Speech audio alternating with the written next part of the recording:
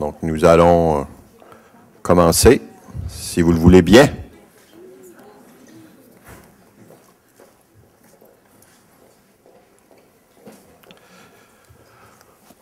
OK, donc ce soir, c'est deux séances extraordinaires. Une première à 19 h pour l'adoption des prévisions budgétaires et du PTI, donc Programme triennal des mobilisations 2014-2016.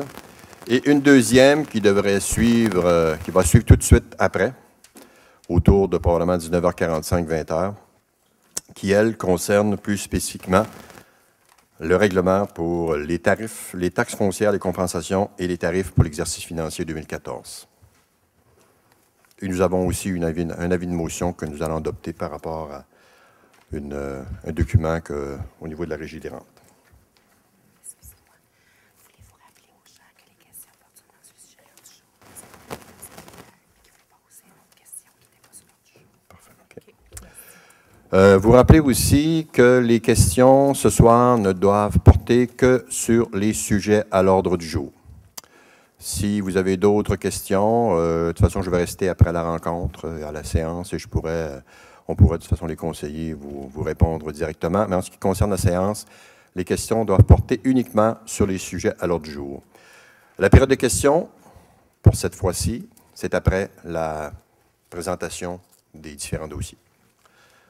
Donc, je vais vous lire l'ordre du jour pour la séance extraordinaire.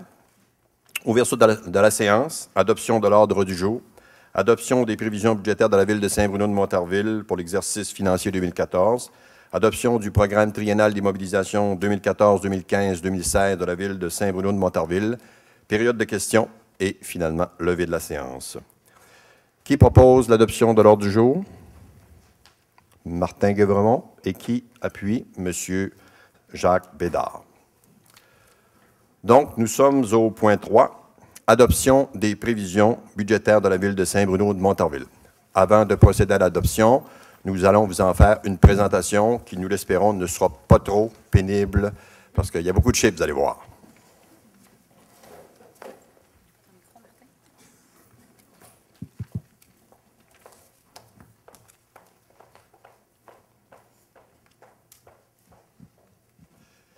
Ce qui est malheureux, c'est que, bon, évidemment, on aurait aimé que les gradins soient plus près, de telle façon que vous puissiez voir tout ce qui est à l'écran. Est-ce que ça fonctionne? Oui? Non, ça fonctionne? OK. Donc, tout simplement, je pense que là où vous êtes situé, normalement, vous devriez voir à peu près tout ce qui est à voir. Si pour une raison ou pour une autre, vous avez de la difficulté, n'hésitez pas, avancez-vous, il n'y a pas de problème, n'ayez pas de gêne. Donc, nous allons commencer par les charges. Alors, bonsoir, mesdames et messieurs. Merci beaucoup de vous être déplacés ce soir pour assister à la présentation des prévisions budgétaires. Alors, ce qu'on vous présente aujourd'hui, sans surprise, c'est un budget équilibré, puisque toute municipalité au Québec a l'obligation de présenter un budget avec lequel les charges et les revenus coïncident. Et comme Martin le disait d'entrée de jeu, on va débuter avec les charges budgétaires. Pour 2014, en fait, vous allez voir à la prochaine diapositive, un budget qui totalise un montant de 60 191 400 $. Et ça, évidemment, ça couvre une portion locale et une portion agglomération. Et vous allez voir, c'est à peu près 50-50 %. Il y a 33 millions qu'on va chercher du côté local. Il y a une taxation qui est spécifique à l'agglomération pour un montant totalisant 27 millions de $. Par rapport à l'année dernière, c'est une progression en moyenne de 2,29, on pourrait arrondir à 2,3 %. Et ça, c'est tant du côté local que du côté de l'agglomération. Je vais laisser la parole à Martin pour vous présenter un petit peu plus en détail ces progressions-là. C'est dommage, on a juste un micro. Il faut se le partager. Donc, tout simplement, évidemment, ce que vous avez en 2014, ce que vous avez en 2013, ce n'est pas immédiatement comparable. Parce qu'il y a toujours des changements qui font que d'une année à l'autre, c'est difficile de comparer les chiffres. Cette année, de façon particulière, il y a eu des changements importants au niveau des règles comptables qui font que ça a comme un petit peu changé le profil. Ce qu'on a d'abord pour 2013, bon, il y a eu, au niveau des charges sociales, dans le budget de l'an dernier, on a décidé en fait, pour équilibrer le budget, de sous-évaluer en quelque sorte les charges sociales d'un montant de 357 000 $. Fait que si on prend ce montant-là et on le réduit, on arrive à un montant de 32 748 700 $. Pour ce qui est du budget de cette année, ben, les règles au niveau de la TVQ ont été modifiées. Donc, au lieu d'être remboursées à 100 %, elles ne sont remboursées qu'à 68 %. Ce qui veut dire que ça a pour effet de réduire artificiellement les dépenses de 503 600 $. Par contre, au niveau des frais de financement, il y a eu aussi une modification des règles comptables qui a pour effet d'augmenter de façon quand même significative de 220 000 $ le montant au niveau des frais de financement. Ça, c'est uniquement au niveau des règles comptables. Un dernier élément qui s'ajoute, qui est comme un élément qui n'est pas un élément surprise parce qu'il était déjà anticipé, sauf que la date butoir, c'est 2014, donc c'est le déficit actuariel qu'il fallait combler, donc un montant, et puis M. Robitaille pourra vous expliquer plus en détail si vous avez besoin d'informations additionnelles. Donc, il y avait une date butoir qui était 2014 pour résorber un déficit actuariel par rapport à la période de la fusion entre 2002 et 2005 concernant l'école Blanc, si je ne m'abuse, pour un montant de 260 000 $. Fait que si on prend ces éléments-là, on les additionne, puis on les soustrait, donc on passe de 32,7 millions de dollars à 33,2 millions de dollars, soit une augmentation de 409 600 $ pour une augmentation de 1,25 % si on veut comparer du comparable. Mais vous avez le 2,29 % qui est la base des chiffres que vous avez dans le budget de cette année par rapport à l'année dernière. Merci. Alors, maintenant, si on passe au niveau des charges locales par activité, vous allez comprendre un petit peu mieux d'où proviennent les dépenses les plus importantes. Au niveau local, ça va se trouver à la prochaine diapositive. Du côté, en fait, là, c'est ça, ce sont les principales activités de la Ville de Saint-Bruno-de-Montarville. Vous avez évidemment l'administration générale, la sécurité publique, le transport réseau routier, l'hygiène du milieu, l'aménagement, l'urbanisme et développement, loisirs, culture, bâtiments, services de la dette et affectation. Alors, ce qu'il faut noter là-dedans, là, ça fait beaucoup de chiffres, mais vous allez voir dans le fond que les montants progressent, encore une fois, là, du montant de 2,29 % comme on l'a illustré précédemment. C'est une augmentation de 743 000 $ au total qu'on va chercher pour le budget local. Où ça se trouve? Bien ça, on va pouvoir le voir. Ah oui. Effectivement, aussi, j'allais oublier, mais du côté du service de la dette, vous allez voir que, dans le fond, le service de la dette global, ce que ça implique, ça, c'est le remboursement de capital ainsi que les montants d'intérêt qu'on va payer. C'est 25 % des charges locales globales. Alors, le 75 % restant, ce sont pour payer chacune des activités de la municipalité.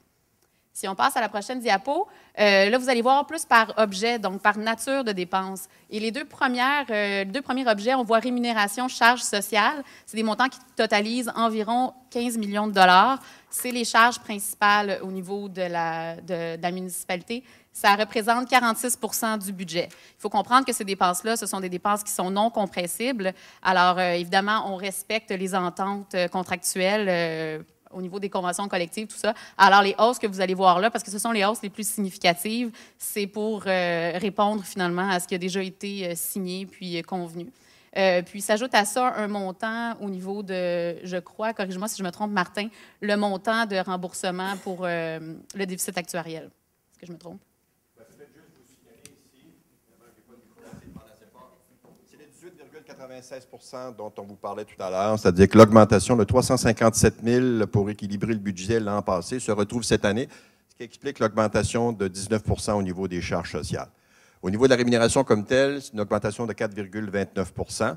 Donc, les deux ensemble, ça explique en quelque sorte plus que la totalité de l'augmentation des charges cette année parce que toutes les autres charges, dans l'ensemble, ont diminué globalement. Tout à fait. Donc, c'est vrai, si on regarde les autres catégories de dépenses, que ce soit pour les transports, les services professionnels, la location, les biens non durables, vous voyez que toutes les variations sont négatives. Alors, évidemment, pour réussir à garder un budget qui n'augmente pas trop dans le temps, on s'assure de restreindre les dépenses d'opération. Le 328 500, vous avez le 220 000 là-dedans concernant les règles de changement de règles comptables. Si on enlève ce 220 millions, on sera à 208 500.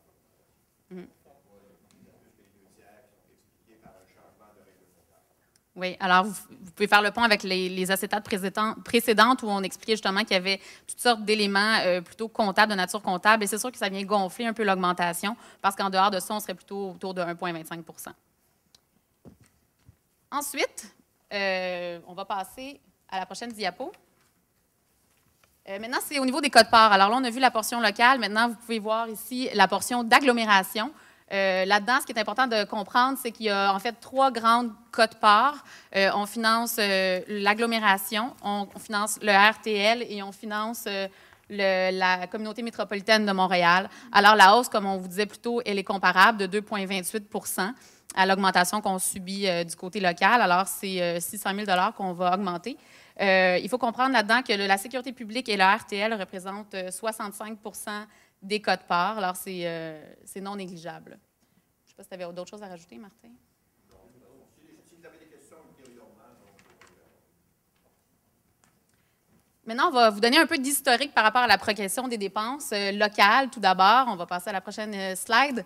Alors, ce qu'on vous montre, en fait, c'est les budgets locaux à partir de 2008 jusqu'à 2014. Alors, vous allez voir qu'au départ, en 2008, on allait chercher 25 390 000 $ et maintenant, on est à 33. Il faut noter que l'augmentation, en fait, a ralenti et aujourd'hui, on est à la plus faible augmentation. Alors, on a freiné l'augmentation des dépenses locales. C'est sûr qu'en 2009, en 2010, surtout, là, c'est l'augmentation la plus élevée à 8 % d'augmentation, mais là, vous allez voir que dans le fond, la progression est plutôt du côté du freinage des dépenses à Saint-Bruno. Et puis voilà, c'est la croissance la plus faible depuis 2008, cette année, qu'on est allé réaliser. Maintenant, du côté des charges totales, bien là, évidemment, on vous présente les charges locales qu'on vient de voir et on rajoute à ça les charges d'agglomération. Ce que cela vous permet de voir, c'est en fait la proportion de la quote-part versus ce qu'on a au niveau local. Et vous allez voir que, dans le fond, la quote-part prend de moins en moins d'importance dans, si on veut, la taxation totale. Au départ, en 2008, on avait 47 % dans le fond, de poids là, de l'agglomération sur l'ensemble. Puis là, on passe à 45 %. Donc, on tend à diminuer. La quote-part tend à diminuer alors que la portion locale, elle, a pris un peu plus d'importance. C'est bon de le savoir. Et puis, la raison pour laquelle c'était comme ça, c'est qu'on avait des mesures d'allègement qui étaient planifiées lorsqu'il y a eu, dans le fond, la négociation du fonctionnement de l'agglomération. Ces mesures d'allègement-là, ici, venaient nous permettre à Saint-Bruno de diminuer notre quote-part d'à peu près 1 million la première année, en 2008. Puis, ça tend à diminuer. Puis, cette année, c'est la dernière année que ça va se produire. Alors, c'est sûr que les années subséquentes, on n'aura plus ces mesures d'allègement-là et il faudra prévoir, en tout cas, une quote-part qui va progresser peut-être plus rapidement. Quand on parle, c'est un pacte fiscal qui avait été négocié en 2008, qui a pris effet en 2009, qui avait une durée de 7 ans et qui s'éteint effectivement en 2014. Ces mesures d'atténuation-là, c'est parce qu'au niveau de la répartition des quotes-parts, étaient basées sur le potentiel fiscal. Il y a une différence entre la richesse foncière et le potentiel fiscal.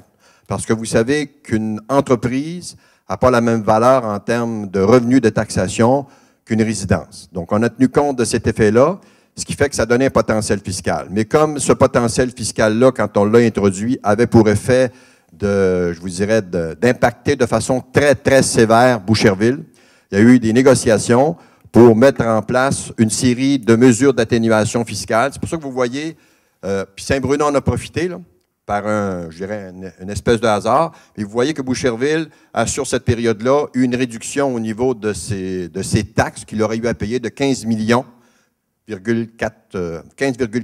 $. Saint-Bruno a été le deuxième gagnant avec 4,5 millions, suivi par Brossard avec 1,2 million. Et les perdants, au total, ça a été Longueuil. Et celui qui a été le plus impacté de façon négative, c'est Saint-Lambert. En termes de toute proportion gardée. Donc, c'est pour ça que lui, actuellement, je pense qu'il est bien content que le pacte fiscal vienne à terme. Pas nécessairement nous, par contre. On va passer aux revenus. Bon, évidemment, puisqu'on a un budget équilibré, comme on le disait d'entrée de jeu, on a des revenus qu'on doit aller chercher à la hauteur des dépenses prévues. Alors, on vous présente d'abord voilà, les sources de revenus. Pour faire ça rapidement, en fait, vous allez voir les 4 premières catégories. Ça, c'est tout ce qui est en lien avec la taxation. Ça représente 89 % de l'ensemble des revenus de la municipalité. Alors, c'est non négligeable. Les autres revenus, on pense à des revenus de source locale, exemple, taxes de mutation et des transferts gouvernementaux. Alors, ça, c'est des montants qui peuvent, dans le fond, alléger un petit peu la taxation. C'est à la hauteur de 6-7 millions, mais en dehors de ça, l'ensemble des revenus proviennent effectivement des taxes et des tarifs.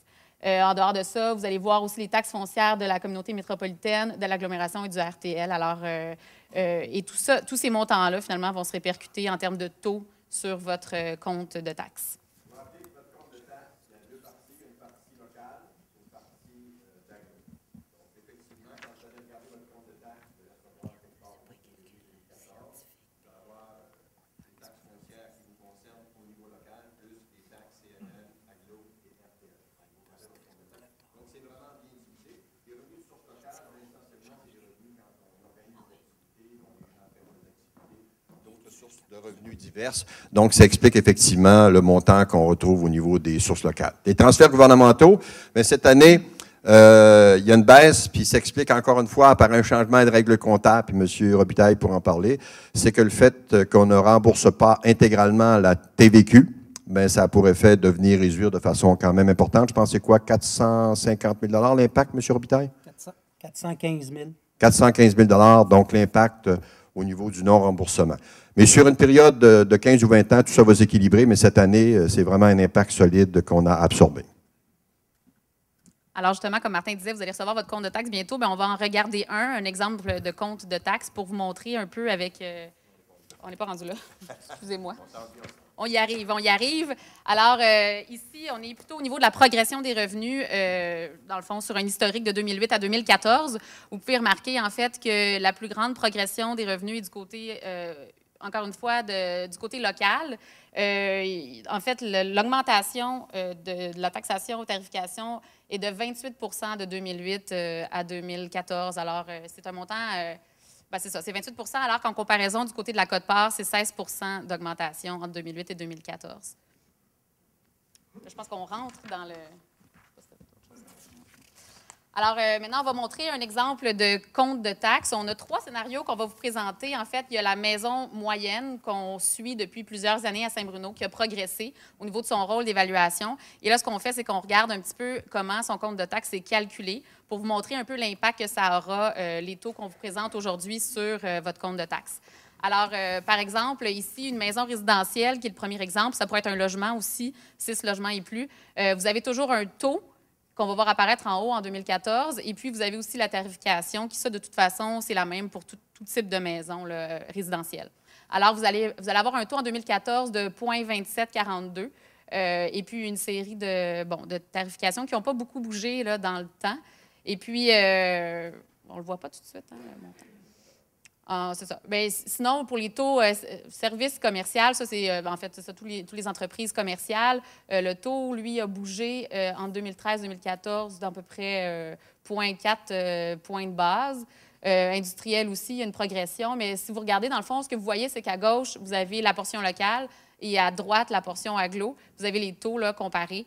Puis, en fait, il y a pas, les variations sont assez similaires. Il y a peut-être juste au niveau industriel où le taux a diminué du côté de l'agglomération, mais qui est compensé par une hausse du côté local. Alors, au net, l'impact, je dirais qu'il est pratiquement nul. Ensuite. Alors, voilà la maison moyenne dont je vous parlais. Le 367 000 ça, c'est l'évaluation foncière d'une maison moyenne à Saint-Bruno. Alors, de la manière que c'est fait, il y a son taux qui apparaît là, qui va s'appliquer sur la valeur de sa résidence. Alors, il y aurait un compte de taxes évalué à 1 000 1 008 cette année, plus les tarifications fixes pour un total de 1 654 pour la portion locale de son compte de taxes. Vous allez voir aussi, si vous regardez votre compte, là, c'est très bien divisé. Là, vous avez cette portion-là locale, vous avez aussi la portion agglomération. Et puis, à cet endroit-là, c'est des taux qui s'appliquent. Alors, pour la communauté métropolitaine, lui, cette personne-là aurait 35 à payer. Pour l'agglomération, 905 à payer. Pour le RTL, 342. Pour un total quote-part de 1 282. Alors, au total, une taxation à 2 936, qui est en progression de 58 par rapport à l'année dernière. Donc, c'est une progression, dans le fond, de 2 d'augmentation du compte de taxes versus l'année dernière. Et puis, vous allez le voir un peu plus tard, mais on a fait ce scénario-là sur tous les types de rôles d'évaluation. C'est sûr que le rôle d'évaluation n'a pas changé depuis l'année dernière. Là, c'est le même rôle qui va perdurer dans le temps de 2013 à 2015. Alors, c'est seulement les taux qui bougent. Alors, l'augmentation est de 2 à peu près pour tout le monde, en fait, pour toutes les valeurs résidentielles. Vous allez avoir une augmentation du compte de taxes de 2 En fait, c'est l'annonce. l'annonce que vous attendiez. Donc, votre compte de taxe cette année va augmenter en moyenne de 2 % au niveau résidentiel. Va très peu varier, comme l'a dit tout à l'heure Michel, d'une résidence à une autre, peu importe sa valeur, parce que, vous le voyez, là, les taux ont progressé quand même relativement de façon modeste. Et c'est l'impact. Donc, pour la maison moyenne, ça veut dire une augmentation de 58 $. Puis, vous avez vu tout à l'heure pourquoi, par rapport à ce qu'on doit couvrir comme dépenses cette année. C'est important pour nous. L'objectif, c'était de suivre l'inflation, donc de ramener un taux à une augmentation très, très faible, le plus faible possible. Évidemment, ce qu'on veut aussi, c'est de rembourser la dette. Alors, ça demande un effort supplémentaire, mais somme toute, cette année, malgré le fait qu'on veut rembourser, on a quand même maintenu notre taux à un niveau qui, selon nous, s'approche de l'inflation, donc qui est raisonnable. Maintenant, si on passe à l'autre exemple, ça, c'est un exemple d'un commerce, finalement, d'un service à Saint-Bruno. Alors, même chose, pour lui, le taux va s'appliquer sur la valeur commerciale. Il va y avoir aussi la série de tarifs qui est calculée sur le nombre d'unités. Puis, bon, pour la portion locale, ce commerce aurait une taxation de 117 000 $ cette année. Et pour la portion agglomération, 149 518 $. Alors, au total, si on regarde sa taxation à 267 185 $, c'est une augmentation de 3,80 % à peu près. Alors, c'est similaire aux années antérieures. C'est l'augmentation qui est prévue au niveau commercial. Peut-être juste rajouter, si vous l'avez observé tout à l'heure, c'est-à-dire que vous voyez les quotes-parts en ce qui concerne le résidentiel sont moins élevés que ce qu'on va chercher localement. Et c'est totalement l'inverse au niveau des affaires, soit au niveau commercial, soit au niveau industriel. Donc, l'effort qui est demandé par rapport à l'agglomération pour les industries et les commerces est beaucoup plus important que l'effort qui est demandé au niveau résidentiel. Donc, c'est un choix qui a été fait antérieurement et qui poursuit. Malgré la baisse cette année, il reste quand même qu'il y a une différence substantielle de 34 000 $ en ce qui concerne, on le voit, là, cette entreprise-là, là, qui a une valeur imposable de 10,6 millions $. Puis finalement, pour illustrer un troisième exemple, dans le fond, l'autre secteur qui est d'importance à Saint-Bruno, c'est le secteur industriel. Je n'irai pas dans les détails, là, vous comprenez le principe, mais l'augmentation est aussi de 3,20 %. Alors pour ce secteur-là, comme l'expliquait Martin, c'est des progressions qui étaient connues à l'époque, qui se poursuivent dans le temps, ce qu'il y a lieu de réquestionner peut-être, mais Martin et moi prenons la barre du dossier. Et puis, pour l'instant, on est dans la continuité. C'est le montant qui est présenté ce soir. Maintenant... alors, c'est ça, le scénario qu'on a fait ici, c'est qu'on a mis les plus gros comptes de taxes à Saint-Bruno pour chacun des secteurs imposables. Il y a résidentiel, 6 logements et plus, services et commercial, industriel, agricole et terrain, vagues et desservis. Et pour les plus hauts comptes de taxes, on voit les progressions entre 2014 et 2013. Puis les progressions, comme on vous dit, pour résidentiel, même pour la valeur la plus élevée, est limitée à peu près 2 %. Donc, il n'y aura pas d'augmentation plus élevée que ça. Et au service commercial à 3,80, comme on l'expliquait, 3,24 au niveau industriel. Puis agricole, terrain vague, on est aussi autour de 2 %. Donc, ça vous montre un peu l'extrémité, si on veut, des possibilités là, au niveau des valeurs élevées. Un autre élément aussi que j'aimerais ajouter, peut-être revenir à la diapo précédente. Service commercial, là, ici, le 8 343 000, bien, pas besoin de vous le cacher, ce sont les promenades Saint-Bruno. Donc, les promenades Saint-Bruno, à elles seules, représentent à peu près, je vous dirais, autour de 15-16 % des revenus de la ville, ce qui est considérable. Donc, pour nous, on l'a toujours dit, je pense que tout le monde est d'accord, c'est un peu la vache à lait de Saint-Bruno depuis de nombreuses années et c'est un contributeur important, d'où l'intérêt de s'assurer que les promenades Saint-Bruno puissent non seulement exister dans le futur, mais éventuellement encore accroître leur potentiel fiscal. Tout à fait. Alors, ça fait le tour au niveau de l'impact, au niveau de la taxation. Si jamais vous avez des questions, n'hésitez pas à venir nous les poser quand on sera rendu. Oh, pardon, quand on sera rendu à cette étape-là, à l'ordre du jour. Gardez-les en note précieusement, on veut les entendre. Maintenant, on va passer du côté du plan triennal d'immobilisation. Ce que c'est, en fait, ce plan-là, c'est le plan pour les investissements à venir et on le fait toujours, ce plan-là, sur les 3 prochaines années. Alors, vous allez voir les montants pour lesquels on prévoit investir en 2014, 2015, 2016. Pour l'année 2014, on est à 8,2 millions.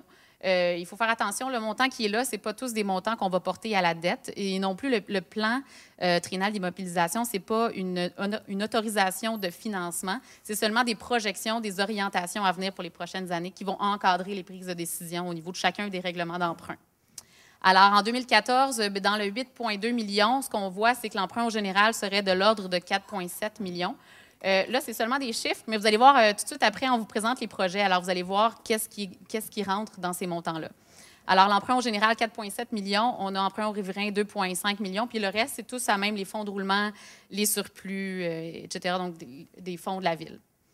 Alors, au niveau des projets en tant que tels, on a 4 grandes catégories. On a 4 catégories de financement, 4 catégories de projets. D'abord, le développement du territoire, c'est une des grandes portions. En fait, on prévoit investir 2,9 millions de dollars, mais de ça, il faut comprendre que seulement 110 000 va être financé à l'ensemble. Le reste, c'est généralement les riverains donc, qui vont financer pour ces projets-là.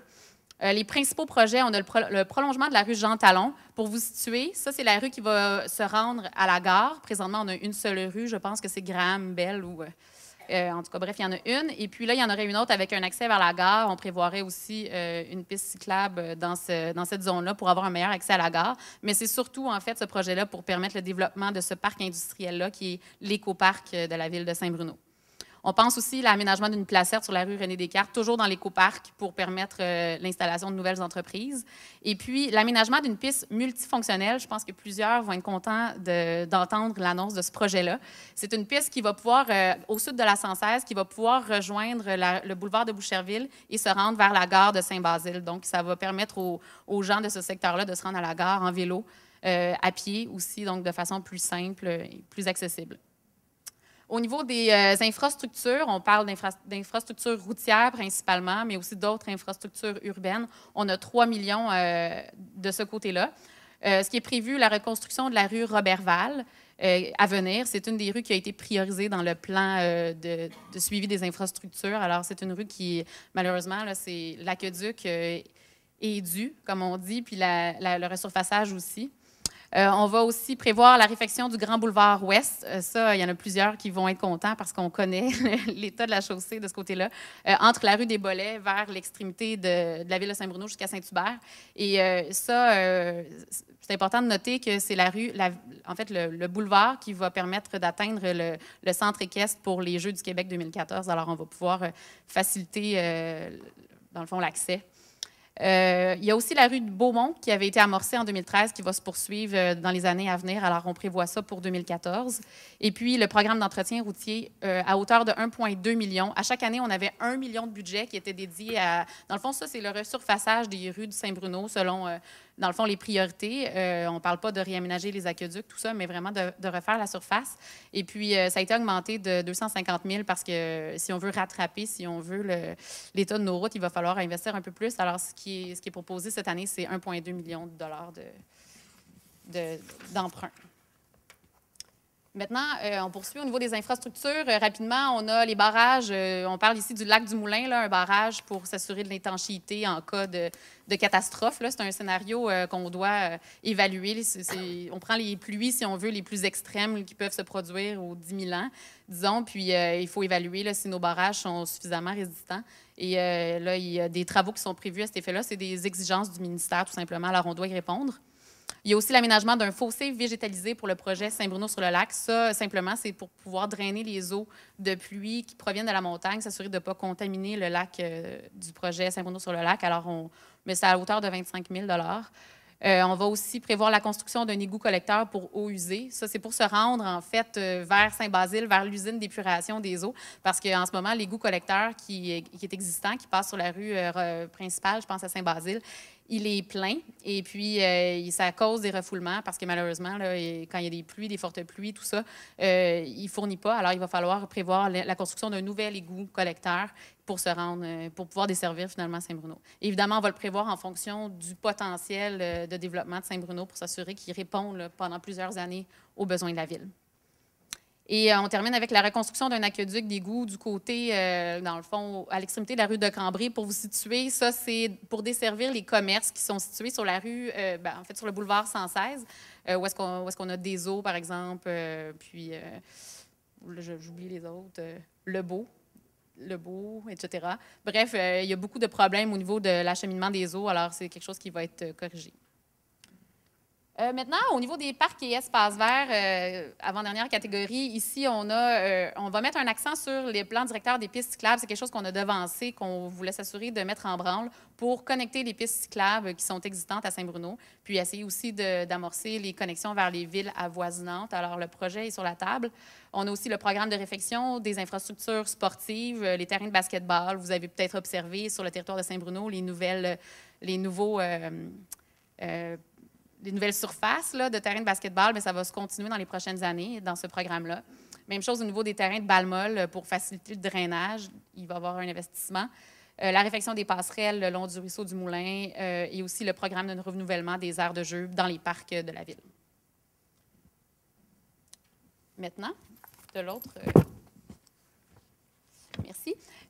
Du côté des bâtiments, on a 1 million d'investis pour toutes sortes de corrections. La plus importante là-dedans, c'est la réfection de la toiture de la petite patinoire à Saint-Bruno qui, malheureusement, à l'heure actuelle, coule. Alors, on va investir pour s'assurer de réparer ça. Alors c'est, je vous dirais, 50 du montant qui est prévu là, dans le PTI.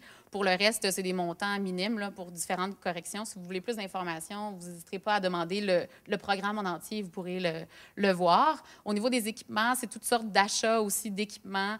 Il y a le programme de renouvellement de la flotte. Mais du 600 000 qui est prévu, la majorité de ça est financé à même les fonds de roulement. Alors, il y a seulement 150 000 qui est financé à l'ensemble. Et ça, c'est pour les postes de surpression d'aqueduc qui devront être corrigés, réaménagés. Et tout ça. Alors, ça fait le tour des projets à venir pour l'année 2014. Maintenant, je vais passer la parole à Martin. Donc, vous avez effectivement une vision en couple, c'est-à-dire une vision de ce qui va se passer en 2014, 2015-2016 au niveau du programme triennal des mobilisations, mais ce sont des intentions à ce stade-ci. Les années futures, je vous dirais, puis pas juste à Saint-Bruno, pour la plupart des municipalités, sinon la totalité, nous avons de grands enjeux, de grands défis à rencontrer. Et je les ai séparés en 3 grands éléments, donc ce qu'on appelle premièrement des enjeux locaux. Au niveau des dépenses de fonctionnement, tout le monde va être d'accord avec moi, il faut s'assurer d'un contrôle très strict de l'augmentation des dépenses de fonctionnement. Dans nos engagements électoraux, nous avions mentionné un maximum de croissance de 2 % par année. Et jusqu'à preuve du contraire, nous allons nous tenir à cet objectif-là. Donc, c'est l'enjeu que nous devons rencontrer pour les 3 prochaines années. Peut-être faire un petit recul en vous disant que le budget qu'on adopte cette année, c'est une petite partie de nous, mais une très grande partie de ceux qui nous ont précédés. Ça, ce n'est pas dit nécessairement de façon négative, mais simplement de constater qu'on est arrivé, on a été élu le 3 novembre. Pour vous donner un exemple, on a pris connaissance du budget de l'agglo le 27 novembre dernier, donc à quelques semaines. Il a fallu se retourner de bord rapidement. Ce premier budget-là a été rejeté. Et ils sont revenus avec une nouvelle proposition qui est sortie quelque part autour du 6 ou du 7 décembre. Donc, vous voyez, la marge que nous avions en termes de délai était très, très restreinte. Au niveau local, il y a un examen qui a été fait, mais on a constaté les dépenses. On a fait certaines corrections, mais qui ont été quand même relativement modestes. Donc, le budget sur lequel je veux que vous nous jugiez, c'est celui de 2015, 2016 et 2017. Et je ne renie pas le budget qu'on va adopter ce soir, j'en suis quand même satisfait, mais nous avions des contraintes que nous avons bien sûr considéré de reconnaître. Notre objectif, c'était de ne rien brusquer et nous tenons, je tiens personnellement à ce qu'on fasse les choses de façon graduelle et dans le respect des gens et des décisions qui ont été prises antérieurement. Programme d'immobilisation, Michel en a parlé tout à l'heure, c'est-à-dire qu'au niveau des immobilisations, il y a un retard qui avait été pris, qui a été rattrapé en partie, mais il reste encore beaucoup de chemin à faire. Les chemins, on le dit bien sûr, nos artères routières souffrent de nombreuses lacunes. Je pense qu'il y a tout un programme qui a été, donc des évaluations qui ont été faites. Dans le courant des mois à venir, on va constater l'ampleur de ce qui doit être fait. Et je vous prends témoin, je pense que vous êtes quand même assez nombreux ce soir. Ce qui va être important, c'est qu'au cours des prochains mois, on va avoir beaucoup de rencontres citoyennes qui vont aborder ces différentes thématiques-là. Et je compte sur vous, je compte sur votre présence pour que vous puissiez, vous, constater les défis qu'on a à relever, parce que ces défis-là, ils ne m'appartiennent pas. Ils n'appartiennent pas aux conseillers qui sont avec moi et aux conseillers de l'opposition. Ils appartiennent à l'ensemble de la population. C'est à nous de choisir qu'est-ce qu'on veut faire, comment on veut le faire et quand on veut le faire. Au niveau du développement économique, on en a parlé durant la campagne électorale. Saint-Bruno a un potentiel encore très, très important en termes de développement au niveau de son territoire. Le potentiel, il est surtout évident en ce qui concerne le parc industriel. Aussi, du côté commercial, il y a quand même passablement de progrès de ce côté-là qui sont à espérer et à venir. Résidentiel, c'est un peu plus difficile parce que vous connaissez le contexte. Le contexte économique actuel fait en sorte que le résidentiel, au cours de la prochaine année, sinon les 2 prochaines années, va probablement fortement au ralenti. Mais au niveau commercial et industriel, on a probablement des choses intéressantes. En tout cas, il y a beaucoup de choses dans les cartons. On va les regarder de façon attentive. Il y a peut-être des choses intéressantes qui pourront être annoncées au cours de l'année qui vient. Le service de la dette, moi, c'est quelque chose qui me tient beaucoup à cœur. Je sais, puis on en a parlé aussi au cours des derniers mois. C'est que la dette nette de Saint-Bruno représentait 170 % des revenus locaux. L'objectif, c'est de réduire ça de façon quand même assez importante au cours des prochaines années. Ça veut dire qu'on va aller de plus en plus vers le paiement comptant. Il va falloir se dégager une marge de manœuvre, à même les revenus que l'on a, de telle façon qu'on n'ajoute pas à la dette existante qui est déjà très élevée parce qu'on est à risque, veut pas. Les taux d'intérêt, actuellement, on emprunte, on réussit à emprunter autour de 3,2 %. Mais c'est exceptionnel. En 2000, les emprunts étaient en moyenne autour de 6 %. Actuellement, ils sont autour de 3,2 %. Mais c'est des circonstances exceptionnelles et ça m'étonnerait, en tout cas, que ça perdure encore très longtemps. Puis 1 % d'augmentation sur une dette de 60 millions, bien, c'est 600 000 $ d'intérêt annuellement. Fait qu'on ne peut pas non plus tenir ça comme étant un élément qui est secondaire. Au contraire, c'est un élément très important. En ce qui concerne l'agglomération, on en a parlé tout à l'heure. Pour ce qui est de l'entente pour le fardeau fiscal, donc le pacte fiscal, vient échéance en 2014. Nous entrons le 31 décembre 2014, ce qui veut dire qu'en 2015, nous allons avoir un nouveau pacte fiscal. Donc, nous sommes obligés de négocier au cours des mois à venir. La négociation ne sera pas nécessairement simple, mais nous allons nous asseoir en toute bonne foi et nous allons essayer de trouver un terrain d'entente qui soit à l'avantage des uns et des autres. L'entente administrative, ça aussi, en ce qui nous concerne, puis c'est pas juste nous, je pense que toutes les villes liées sont un peu dans la même situation. C'est un peu gênant de voir la proximité entre l'agglo et puis Longueuil. Donc ça, pour nous, ça, pour avoir parlé à quelques reprises avec mes pairs au niveau des maires des villes liées, je pense que c'est quelque chose qu'on doit aussi revoir, reconsidérer dans une perspective autre. Maintenant, le palier qu'on appelle les gouvernements supérieurs, beaucoup d'attentes sont mises sur les gouvernements supérieurs parce que c'est eux autres qui, depuis de nombreuses années, se déchargent au niveau des paliers locaux, leur donnent de plus en plus de responsabilités et les moyens ne suivent pas nécessairement, ce qui explique d'ailleurs que, vous allez voir cette année, la plupart des villes, nous, notre compte de taxe va augmenter de 2 %, mais vous verrez autour, vous allez voir les augmentations sont au minimum de 2 %, sinon davantage, cette année, parce qu'on fait face à des obligations qui sont de plus en plus pesantes. Bonne nouvelle, par contre, à l'horizon, donc le programme d'infrastructure, aux dernières nouvelles, 53 milliards, donc dans l'annonce du budget fédéral qui devrait être faite quelque part au mois de mars, on parle d'un investissement dans le programme d'infrastructure de 53 milliards, dont les 2 tiers seraient réservés pour les municipalités à travers le Canada. Ces dépenses d'infrastructure-là, donc ces programmes-là, nous permettent, en tout cas, c'était le cas auparavant, on présume que ça va probablement être la même chose dans les années à venir, nous permettaient de couvrir 30 à 40 % des coûts au niveau de nos dépenses d'infrastructure. Donc, c'est toujours bienvenu, évidemment. Et on a dit aussi que les critères, plus de flexibilité, donc des projets, beaucoup plus de projets, donc le portefeuille des projets devrait être élargi. Donc des projets qui n'étaient pas admissibles antérieurement pourraient l'être. Maintenant, il faudra voir comment tout ça va s'articuler. Et c'est ce qui explique que cette année, on a mis un frein dans les dépenses à l'ensemble, parce que donc quand on a fait des projets, on a décidé de repousser d'une année certains projets, justement pour pouvoir profiter de cet apport-là, parce que pour le moment, en 2014, je ne pense pas que dans les projets qu'on va faire, qu'il y a d'investissements intéressants qui pourraient venir des gouvernements supérieurs, mais en 2015, ça va être probablement le cas. Donc, on a préféré reporter pour profiter de cette aide extérieure. Et pour le pacte fiscal, bien, vous savez qu'il y a des négociations actuellement, ou si vous ne le savez pas, je vous le dis, ça fait quand même quelques mois que ça dure, entre l'Union des municipalités du Québec et le gouvernement du Québec, concernant un nouveau pacte fiscal. Entre autres, toutes les municipalités, on a eu l'occasion d'en parler d'entrée de jeu quand on a commencé à la présentation, c'est que cette année, la TVQ est un problème pour toutes les villes. Nous, on a choisi à Saint-Bruno de payer comptant la facture, qui s'élève au-dessus de 400 000 $. Mais dans d'autres cas, dans d'autres villes, comme l'agglomération de Longueuil, ont décidé, les autres c'était 2,9 millions, l'impact, donc ont décidé d'emprunter pour payer sur plusieurs années cette charge-là. La demande de l'UMQ, c'est de demander justement au gouvernement du Québec de revenir sur sa décision et de rembourser la TVQ à 100 % plutôt que sur le mode actuel. Fait que je ne sais pas comment les négociations vont aboutir, mais c'est sûr que ça ajoute de la pression aux villes en termes de liquidité. Donc, la liquidité, ce que le gouvernement du Québec, en faisant ce transfert-là, c'est donner de la liquidité, mais en contrepartie, à diminuer celle des municipalités.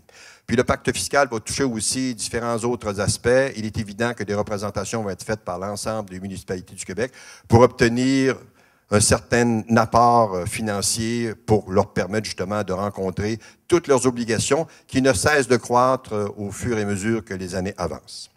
Donc, c'est un peu ce qu'on voulait vous dresser comme portrait ce soir. Là, on va procéder à l'adoption du budget 2014. Et si vous avez des questions suite à l'adoption, n'hésitez pas à nous les faire connaître. On va essayer d'y répondre dans la mesure, bien sûr, de nos compétences et de nos connaissances. Et puis, on a un expert avec nous qui est M. Robitaille, qui pourra aller dans les détails de façon plus importante, si c'est souhaitable. Merci à tous.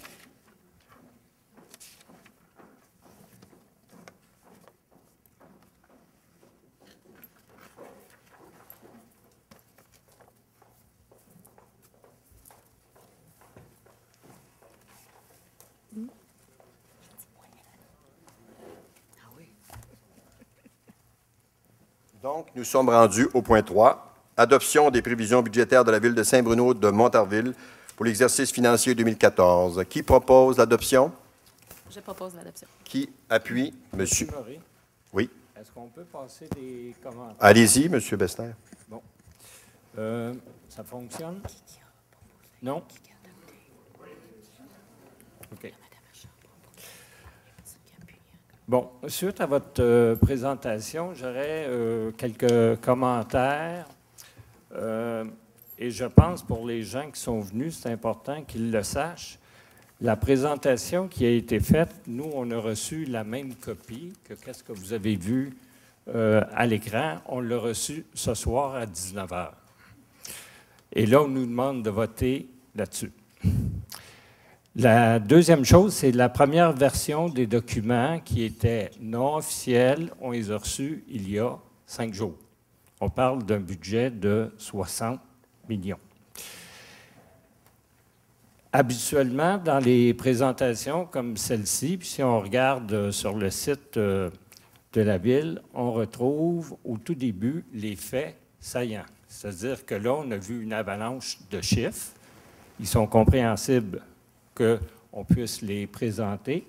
Mais au tout début, il est sain de faire ce qu'on appelle un résumé pour que les gens voient les éléments dominants.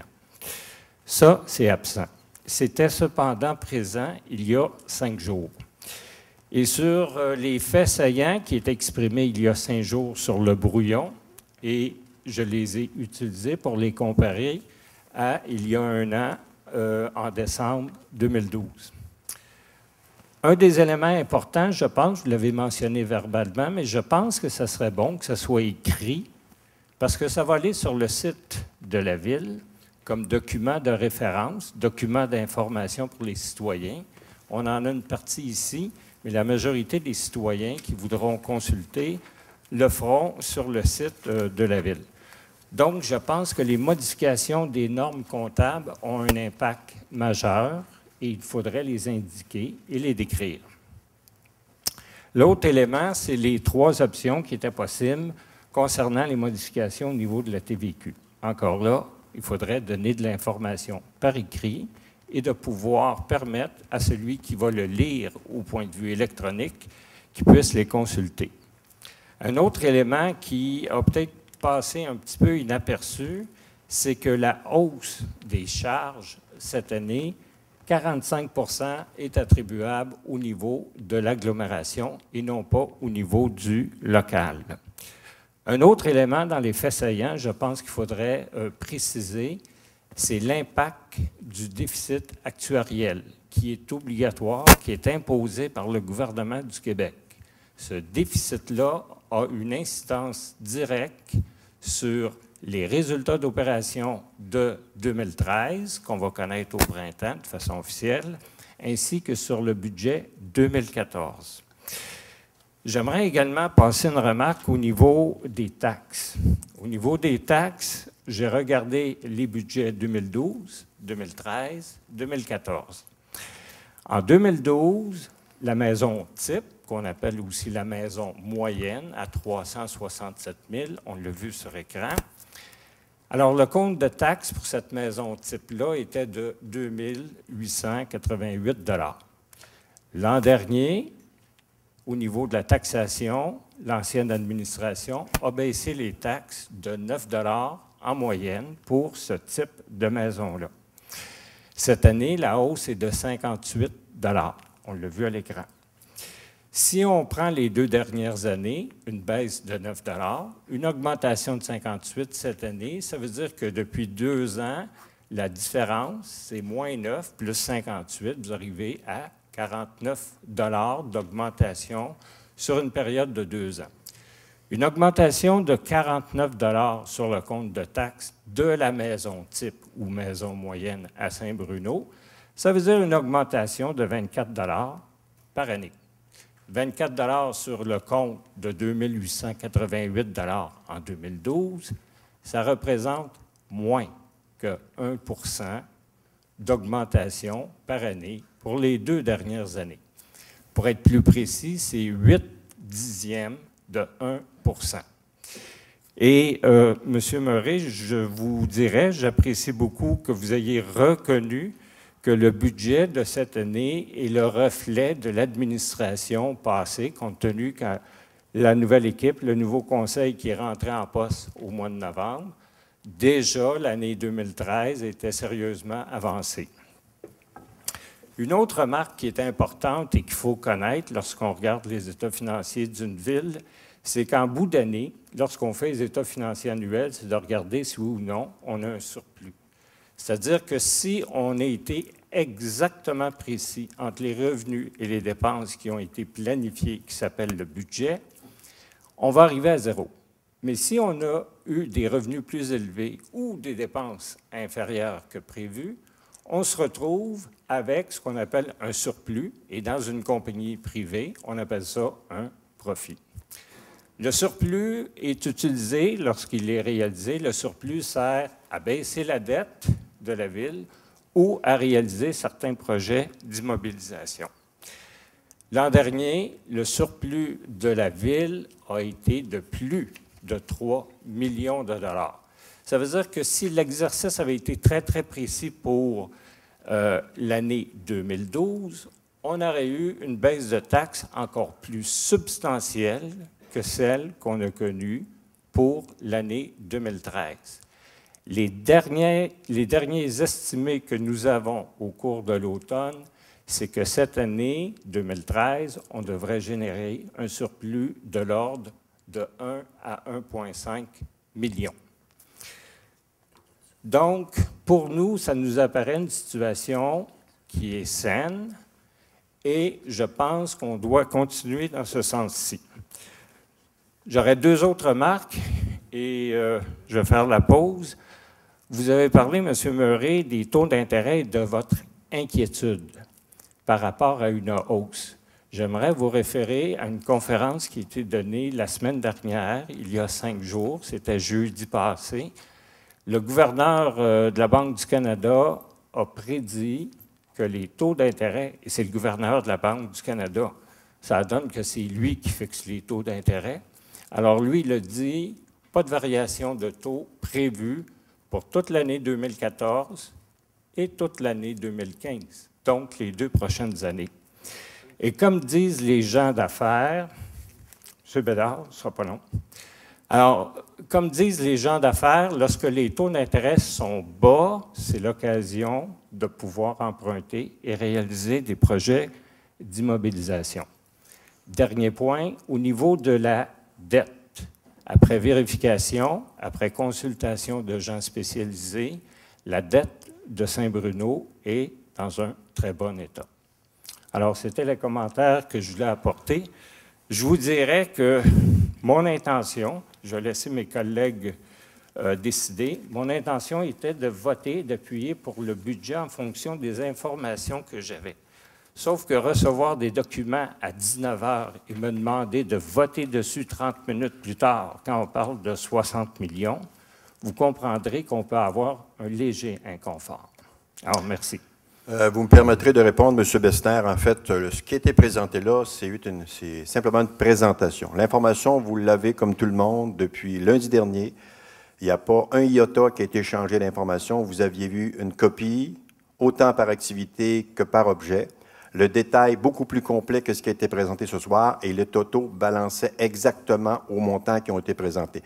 Ce soir, c'est uniquement un document de présentation. Et pour ce qui est de ce document-là, je viens d'en parler tout à l'heure. Nous étions coincés dans le temps. Il a été terminé cet après-midi à 15 heures.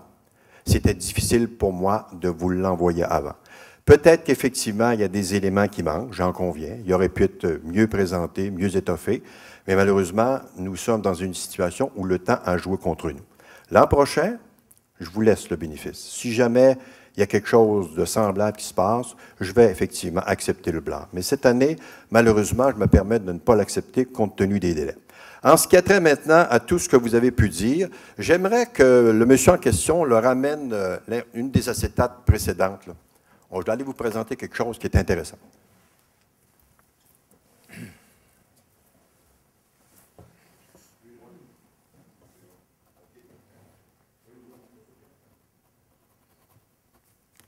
Ramenez à là. OK. Précédent, encore une fois, encore une fois. Encore une fois, encore. Allez, encore une fois. Celle-là. Et c'est pas pour rien qu'on l'a présentée. C'est que Saint-Bruno, au niveau local, a profité d'une situation extrêmement favorable au cours des 5 dernières années.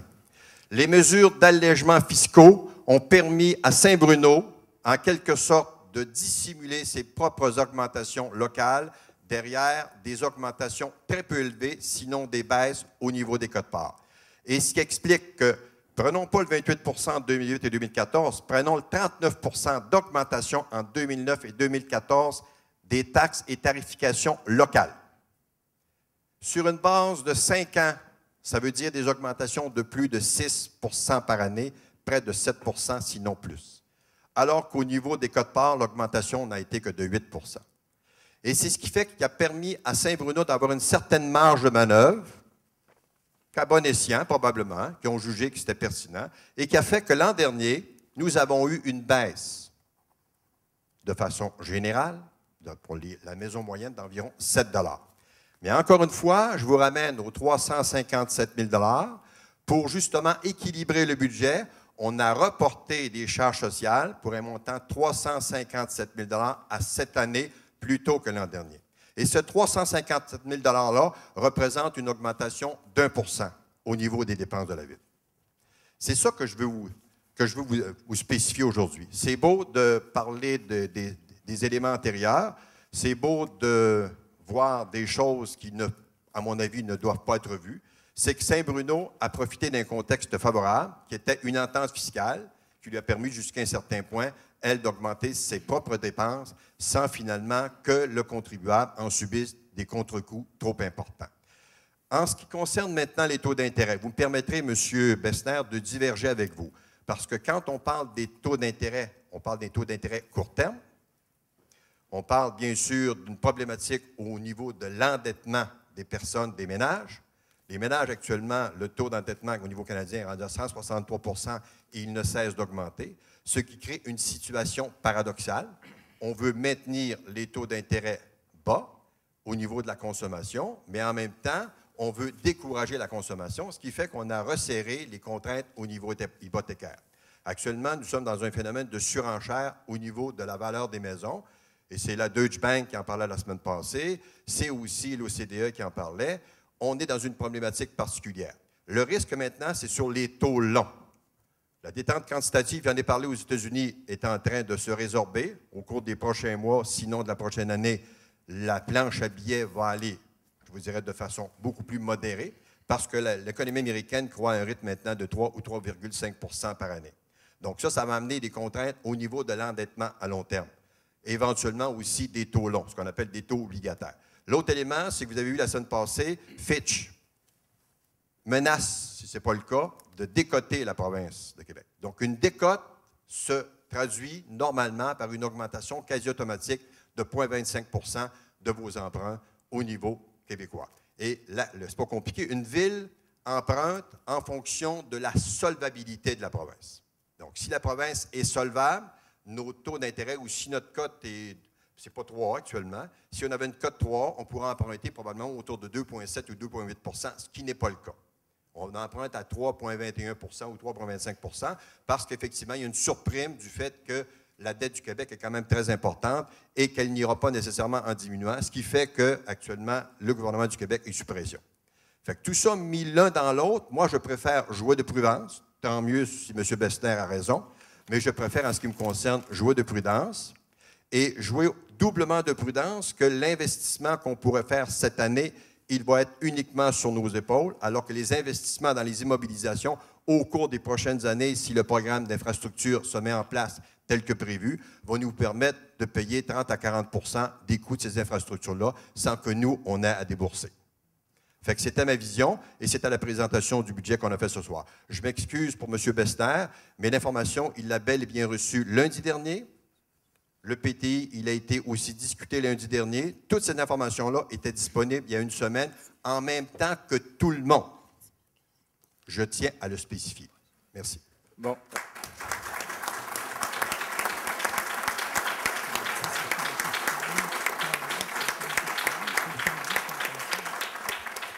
Monsieur Morin. Monsieur Bessner, je m'excuse, mais nous allons passer à une autre question s'il y en a.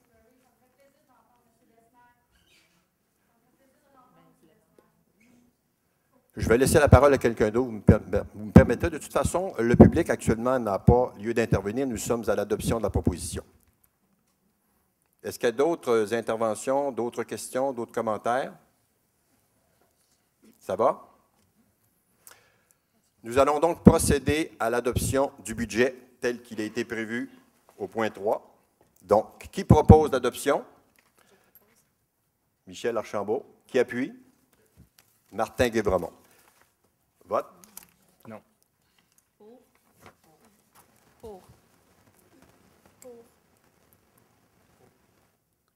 Compte tenu qu'il reflète beaucoup l'administration de l'Alliance municipale, je vais voter pour. Donc, adopté à la majorité.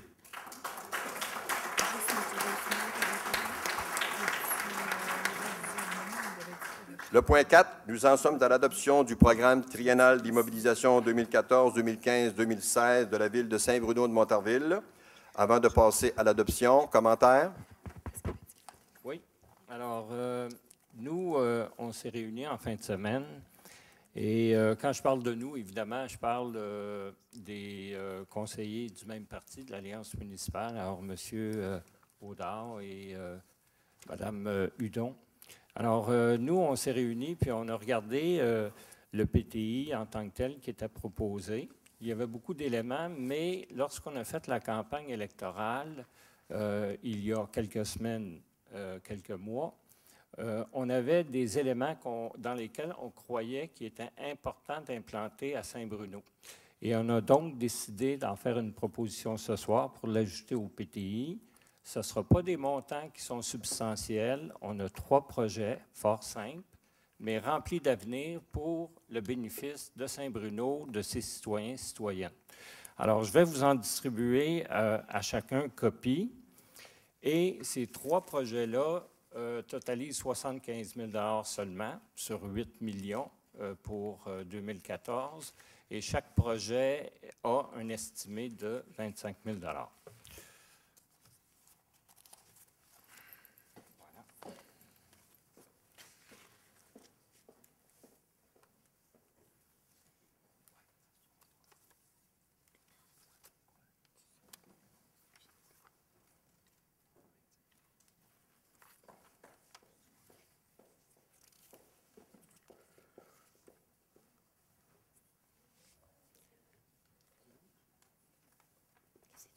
Alors, on a fait des copies également pour tous les membres ici du Conseil. On a fait des copies pour les médias. Nadia, n'oublie pas les médias, peut-être commencer avec eux. Et pour les gens de la salle, vous avez une description et c'est vraiment notre vision en partie de l'avenir et nous y croyons fermement. Alors, nous sommes 3, il y a 3 projets. Je vais présenter le premier et je vais laisser à mes collègues le soin de présenter les 2 autres. Alors, comme on disait, pour un montant de 25 000 $, c'est qu'on voudrait redynamiser le centre-ville de Saint-Bruno. Ça fait des années qu'on en parle. Lorsque je m'étais présenté comme candidat indépendant en 2009, j'avais fait état d'un projet d'établir une rue piétonne au centre-ville de Saint-Bruno. Et ce projet-là s'est bonifié avec le temps, compte tenu d'un aspect qui est apparu au cours des dernières années, c'est de découvrir que l'hôtel de ville est devenu plus vétus, moins approprié par rapport aux besoins et par rapport au futur, un grand point d'interrogation. Alors, si pour les gens qui sont familiers avec les installations de la ville, vous avez l'hôtel de ville, un immeuble. Vous avez un deuxième immeuble où se trouve le génie civil, le développement urbain qui est en arrière. Vous avez une troisième installation en haut de la caserne des pompiers où se trouvent les loisirs. Vous avez un autre emplacement qui s'appelle la bibliothèque et qui est vétus depuis longtemps et durant la campagne électorale, plusieurs citoyens m'en ont fait part. Donc, le projet, c'est de faire une étude de pré-faisabilité. On est loin de la réalisation, mais ça serait de faire un projet de rue piétonne, centre-ville, redynamisé, et de pouvoir éventuellement, l'étude pourrait le démontrer, éventuellement y installer, regrouper, centraliser les services de la ville, incluant la bibliothèque. Alors, il y a un peu de narration qui vous donne un aperçu de ce projet-là, et encore une fois, pour un montant de seulement 25 000 $ qu'on ne pense pas dépenser au complet. En 2014, on pourra avoir une étude de pré-faisabilité. Le deuxième projet, je vais laisser Mme Hudon vous le présenter. Alors, il s'agit de la mise en valeur des milieux humides du Sud 116. Compte tenu qu'il y avait un comité de concertation qui devait en arriver à des décisions cette année, et bon, compte tenu aussi de l'annonce qui a été faite par M. Murray à la séance publique du mois de novembre, disant que leur intention était de conserver les milieux humides. Pour en assurer la réelle conservation, on pense que les milieux naturels doivent être mis en valeur. Ça figurait au plan de conservation des milieux naturels. Alors, on propose une étude de préfaisabilité pour l'aménagement d'un sentier, pas dans les milieux humides, évidemment, mais sur pilotis pour empêcher les gens d'aller se promener à l'intérieur du milieu humide, mais pour permettre à la population de prendre connaissance le long d'un sentier de la valeur de cet habitat et de découvrir l'habitat avec des panneaux d'interprétation. Alors, encore là, il s'agirait d'une étude de préfaisabilité pour voir les coûts associés à la mise en place éventuellement d'un centre d'interprétation des milieux humides.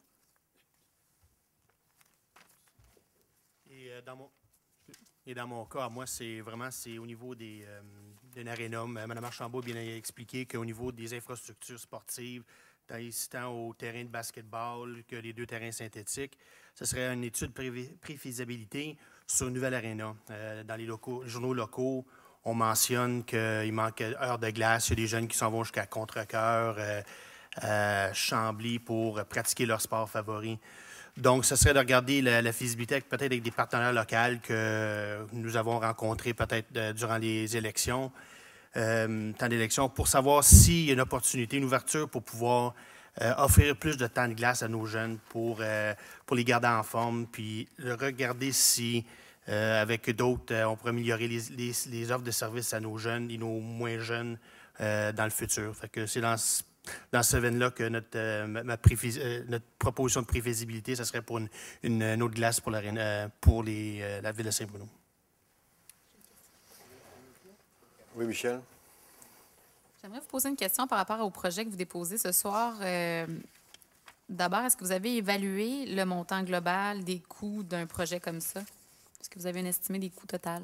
Je pense que M. Besner avait mentionné, c'est que c'est faisabilité, voire, on ne veut pas dépenser de l'argent des citoyens sans savoir c'est quoi, c'est de regarder ça coûterait combien. Mais c'est ça, mais savez-vous, parce que là, vous voulez investir quand même 75 000 vous évaluez à combien le coût de ces projets-là? Je ne suis pas expert en construction d'aréna, fait qu'il faudrait avoir des experts autour de la table pour être sûr c'est quoi dans mon cas spécifique.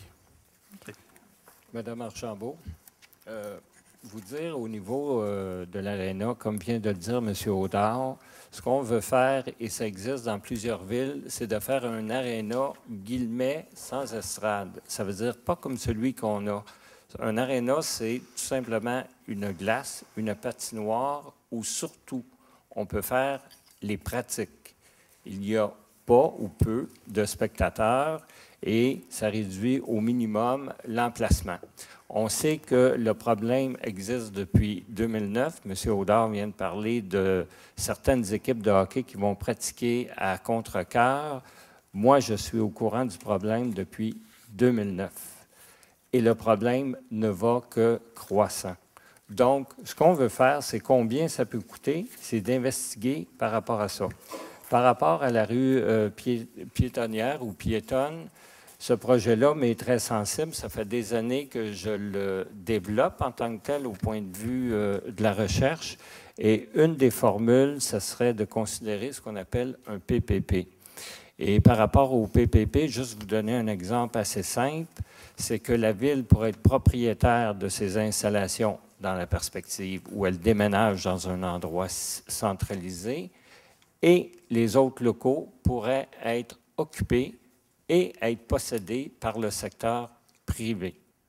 Donc, combien ça coûterait? Encore là, une étude, pas de faisabilité, de pré-faisabilité. OK, donc, d'autres commentaires? Bonsoir tout le monde.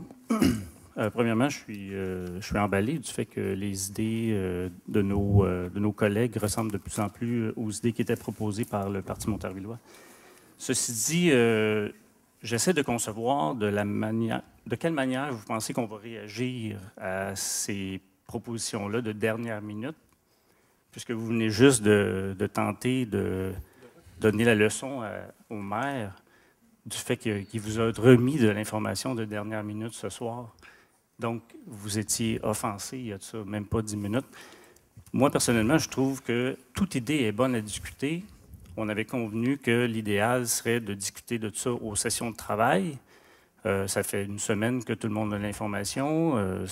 Il n'y a rien qui empêche, tout le monde a les courriels de tout le monde. Il n'y a rien qui nous empêche de céduler un appel de conférence. Si admettons, ça, c'est absolument urgent. Mais il y a plein de questions. Il y a aussi peut-être des idées que nous aussi, on a déjà pensé, parce qu'on s'est nous aussi rencontrés, qu'on aimerait discuter avec vous sur ces mêmes points-là. Il y a plein de choses qu'on peut faire. Il y a plein de taxis qu'on peut faire pour rendre l'idée encore meilleure. 1 + 1, des fois, ça fait 3. Alors, moi, personnellement, lorsque vous le présenterez, il y aura quelqu'un qui va l'appuyer. Je vais voter contre, je le dis par transparence, parce que c'est ce qu'on s'était dit ensemble quand on s'est vu aux différentes sessions de travail. On s'est proposé de se donner l'éthique ou le code de travail pour s'assurer qu'on jase de ces différents projets-là en groupe. Et comme je disais, plus on parle, plus on jase de projets, plus on a la chance de développer quelque chose déjà comme idée prémisse ou première, un premier jet qui sera encore meilleur.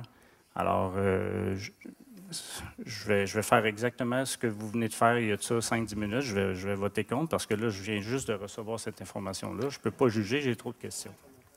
Je vais faire un petit commentaire par rapport aux 3 éléments. Bon, en ce qui a trait à la rue piétonne, l'idée est intéressante, mais vous savez que nous, au niveau du parti, on s'était engagé effectivement à revoir complètement le centre-ville. Donc, on était dans un projet de revitalisation.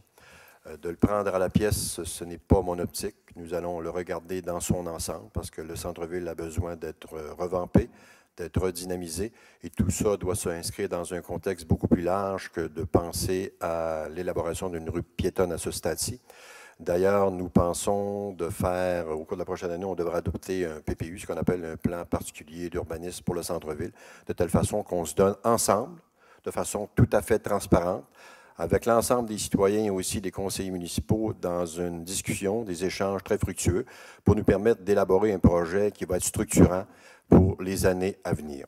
En ce qui a trait au deuxième projet, bien évidemment, pour le sentier dans les milieux humides, vous n'êtes pas sans savoir que nous avons mis un petit peu sur la glace les discussions entourant la table de concertation concernant le Sud 116. Nous sommes en train d'évaluer les tenants et aboutissants de ce dossier-là, vers quoi nous allions, si c'était pour nous souhaitable de maintenir le cap ou de le réorienter d'une façon ou d'une autre, de vouloir à ce stade-ci déjà penser à implanter un sentier de randonnée pédestre. Vous m'excuserez, mais c'est peut-être un peu mettre la charrue devant les bœufs. Nous ne sommes pas contre, mais dans un contexte beaucoup plus global, encore une fois. Troisième élément, l'ARENA. Donc, vous savez que je vais voter contre ce soir. Troisième élément, l'ARENA. Il y a, semble-t-il, des besoins, sauf qu'à l'interne, on nous a dit que malheureusement, c'est un peu comme l'Hydro-Québec, c'est-à-dire que les demandes pour les glaces sont toujours dans des périodes de pointe. Et actuellement, les deux glaces actuelles au niveau de l'ARENA sont à peu près pas occupées durant le jour.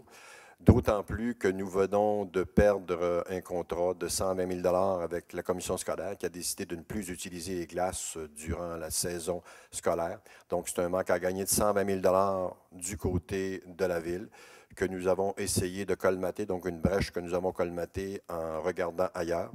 Et donc, le projet de deuxième aréna, peut-être, mais pas pour le moment. Je pense qu'on doit, encore une fois, regarder l'ensemble des éléments et voir de quoi on peut faire, ce qu'on peut faire pour le futur dans un contexte où la discussion ne se fait pas là, à brûle pour point à une réunion, à une séance du conseil municipal, où on nous garoche 3 projets en espérant que nous allons les adopter. Je pense que c'est, en quelque sorte, c'est une forme, je vous dirais, à la limite de mépris par rapport aux édiles municipaux, aux conseillers municipaux, et ce avec quoi je suis très mal à l'aise. Donc, je demande à mes collègues de l'opposition d'amener ces projets-là aux séances de travail. Nous allons les ajouter à tout ce que nous voulons faire au cours de la prochaine année. Nous allons en discuter en toute transparence avec l'ensemble des citoyens et les citoyens auront l'occasion eux-mêmes d'enrichir, de bonifier ce qu'on va amener comme projet au cours de 2014.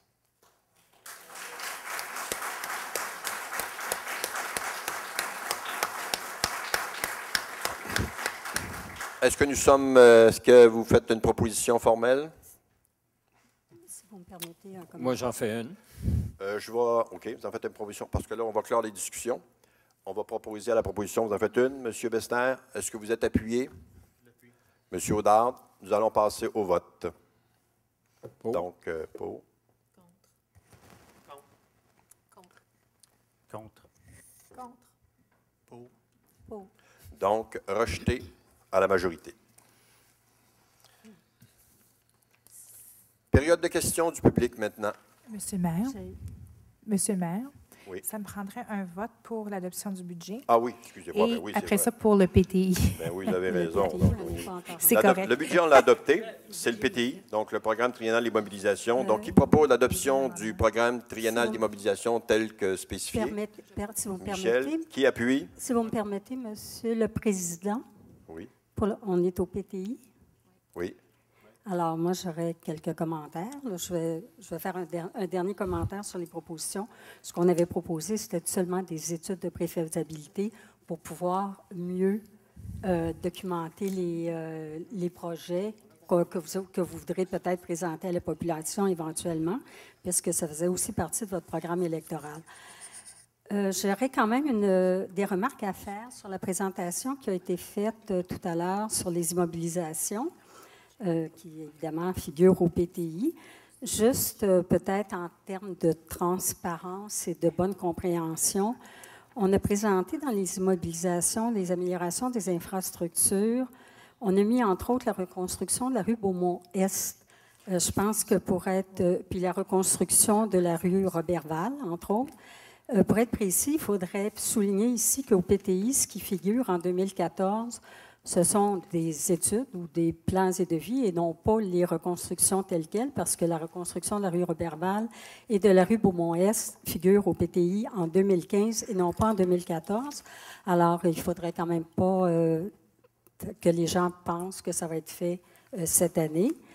La même chose à la page suivante, qui était pour la construction d'un égout collecteur pour les eaux usées et la reconstruction de l'aqueduc et de l'égout à l'extrémité de la rue de Cambrai. Dans les deux cas, il s'agissait de projets qui vont être réalisés dans les faits en 2015, de même que la conversion du système de réfrigération de l'aréna Michael Bilodeau.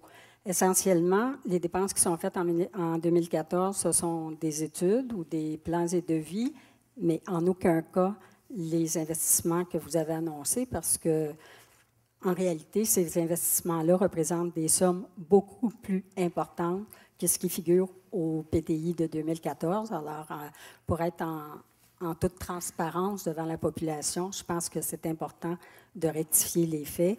Il y a cinq annonces là-dedans qui n'auront pas lieu en 2014.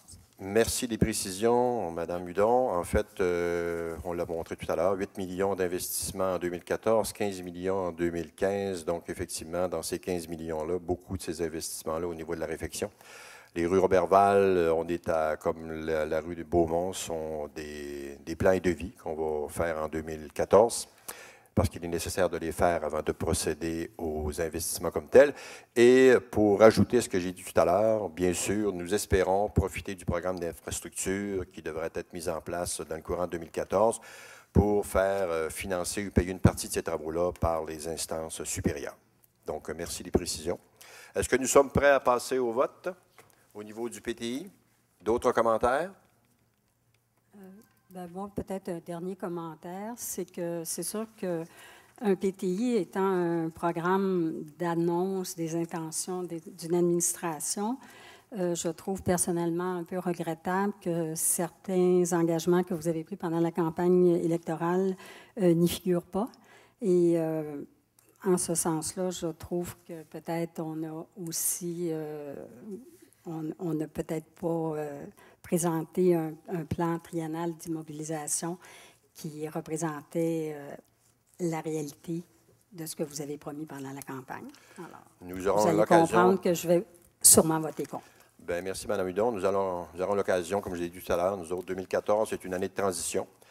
Je l'ai dit, je le répète, au risque de me répéter, c'est que nous prenons fait et cause de la situation actuelle. Nous regardons l'état des finances municipales. Nous allons jouer de prudence, mais soyez assurés que nos engagements électoraux, nous ne les perdrons pas de vue, bien au contraire.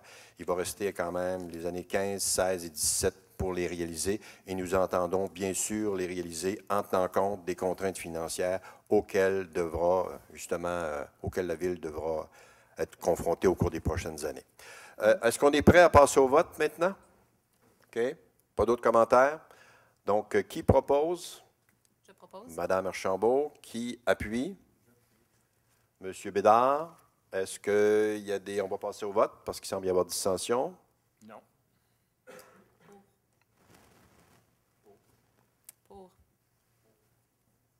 Pour. Contre. Contre. Donc, sur division. Ça vous va? Nous sommes rendus maintenant à la période des questions. Est-ce qu'il y a des questions des gens? Par écrit ou soit au moyen d'un tampon portant la mention pour dépôt au compte seulement et d'autoriser le maire, M. Martin Meuret, le trésorier et directeur des finances de la trésorerie des technologies de l'information, M. Roger Robitaille, à signer pour et au nom de la Ville toutes les conventions relatives à l'obtention d'emprunts. Donc, qui propose?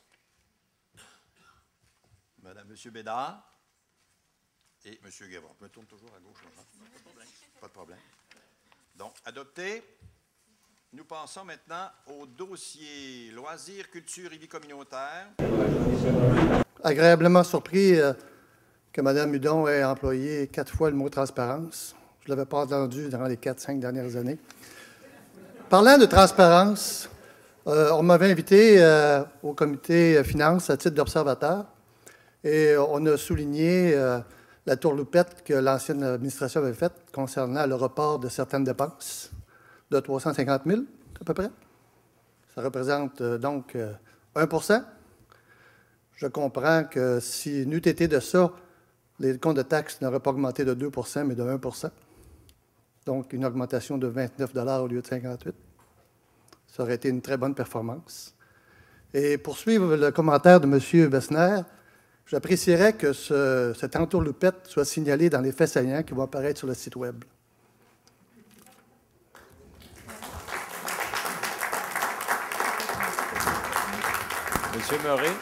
Monsieur Murray? Oui. Compte tenu que M. Dufault m'a interpellé, M. Dufault, vous vous souvenez de décembre 2012, il y a 1 an, je me souviens, vous aviez été posé une question après la présentation du budget, et votre question, si vous permettez, je vais essayer de la représenter de façon la plus exacte possible. Vous aviez demandé au responsable des finances, M. Harpin, vous lui avez dit comment ça se fait qu'en 2013, dans votre budget, vous prévoyez une augmentation de salaire de 30 000 $ par employé municipal. Et tout le monde a sursauté dans la salle, une augmentation de salaire de 30 000 $ pour tous les employés. Et tout à coup, on s'est aperçu que vous aviez tout simplement fait une erreur de calcul. Bon. Monsieur Bessner, je vous interromps parce que là, vous faites un procès d'intention. Si vous avez... non, parce que là, on parle du budget 2013. Ne revenez pas sur le budget 2012. Nous n'étions pas là. Nous parlons du budget 2014. Là, vous êtes en train d'amener des éléments, puis je ne suis pas au courant qu'il y a beaucoup de monde qui a entendu ce que vous avez entendu. Donc, pour moi, c'est hors d'ordre. C'est tout simplement hors d'ordre, M. Bessner. Et si vous avez d'autres commentaires, vous les faites, mais pas sur ces éléments-là. Je m'en excuse, là, mais je ne permettrai pas que deuxième commentaire. Allez-y. Alors, le deuxième commentaire, quand M. Dufault, vous parlez que peut-être l'augmentation de taxes serait plus bas si l'an passé, il n'y avait pas eu un jeu au point de vue du budget, je veux juste vous rappeler une chose, et elle est essentielle à comprendre. Un budget, c'est juste un plan financier qui anticipe les revenus et les dépenses de la prochaine année. Il n'y a rien de réalisé, là. C'est qu'est-ce qu'au 1er janvier, dans 2 semaines, qu'est-ce qu'on va commencer à dépenser au niveau de la ville et qu'est-ce qu'on va recevoir au point de vue de l'ensemble des revenus. Alors, l'exercice le plus important, c'est qu'est-ce qui est réalisé. Le reste, c'est une prévision pour essayer de balancer les choses.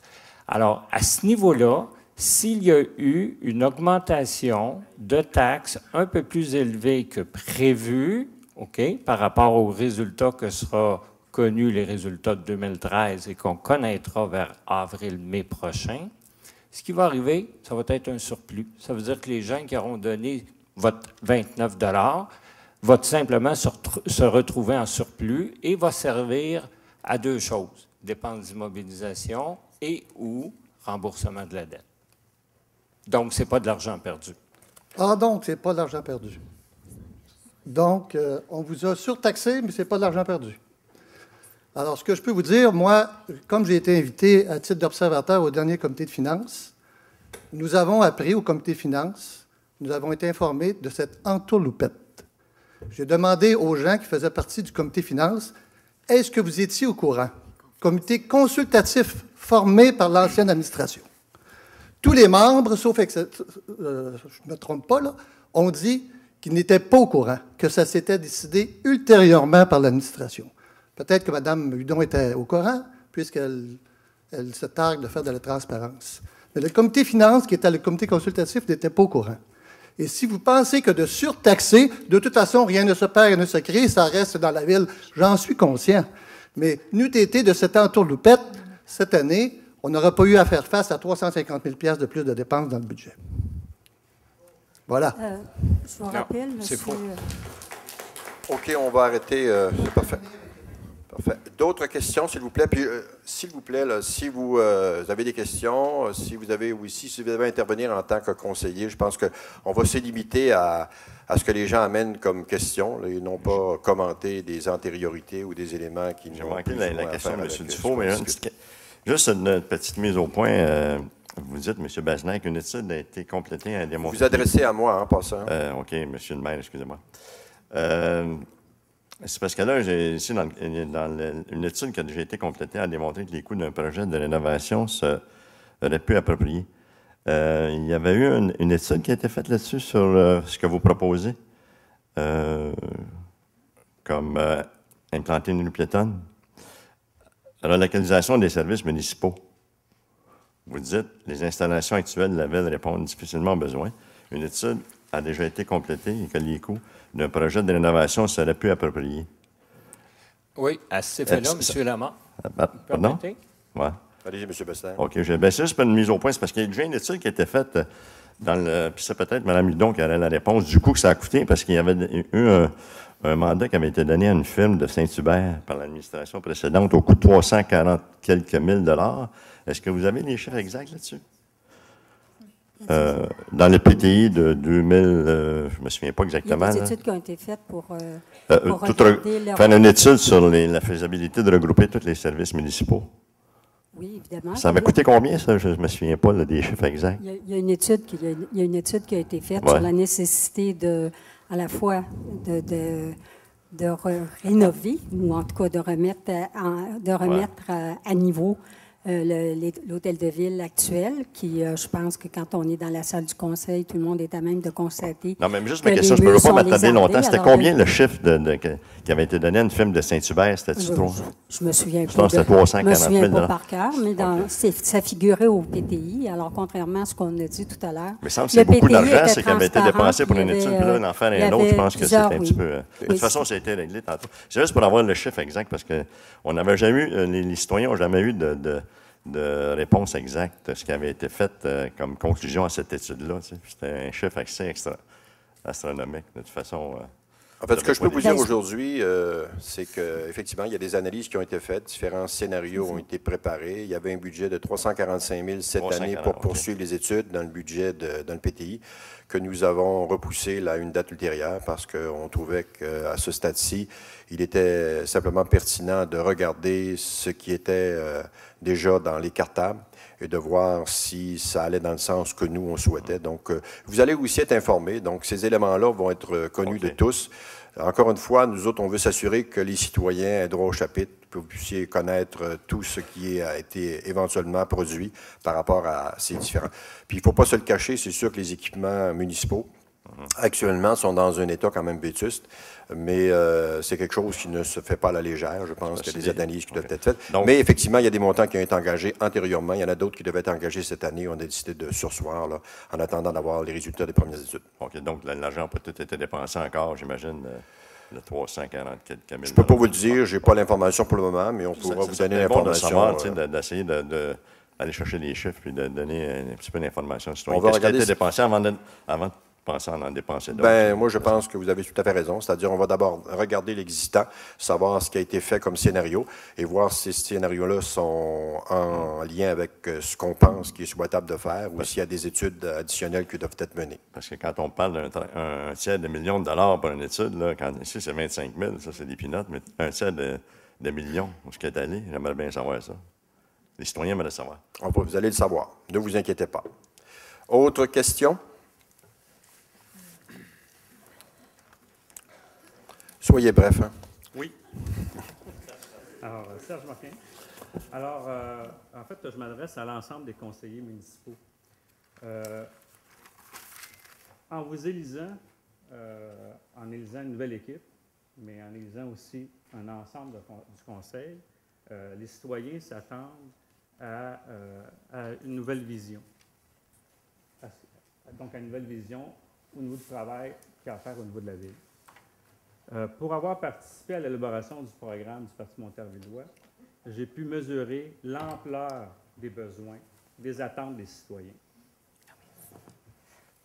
C'est sûr qu'on a beaucoup d'attentes, les citoyens ont beaucoup d'attentes, une nouvelle administration, mais il y a des choses à mettre en place et on est tous conscients, je pense, que le 3 novembre, c'est assez récent. Les besoins sont grands.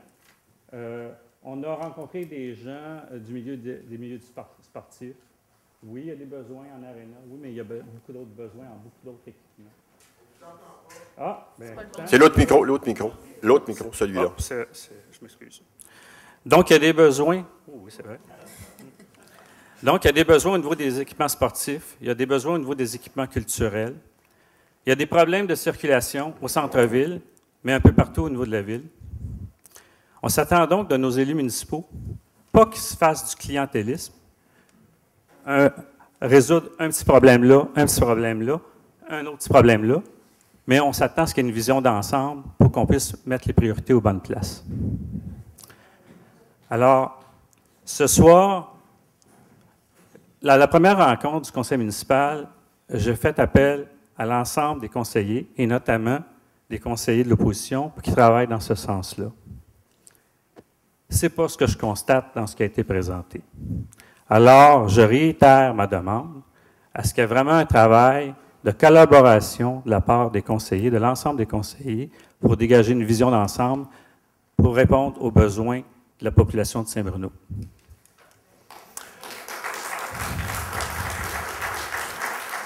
Merci. D'autres questions?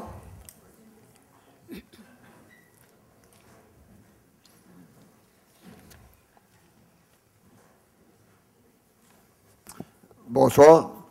Le monsieur qui vient de me précéder a devancé un peu ma pensée. Ce qui ressort de la soirée de ce soir, c'est que... Non, je vais y aller autrement. Je demande à tous les conseillers, qui qu'ils soient, quel qu'ils soient, quand on a un projet, de le présenter avant la réunion du comité... la session de travail. Ou la séance du conseil municipal. OK. De le présenter là et de ne plus arriver à la dernière minute comme un cheveu sur la soupe, avec des nouveaux projets, avec des longues discussions qui finissent plus. En soir, j'ai ressenti que la fusion des deux partis se fait à contre-poil pour certaines personnes. Alors, je demande qu'il y ait un peu plus de maturité de la part de tout le monde, et particulièrement de certains. Merci. Merci.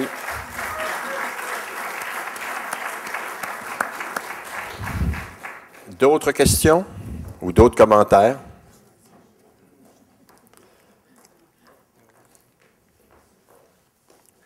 Bonsoir.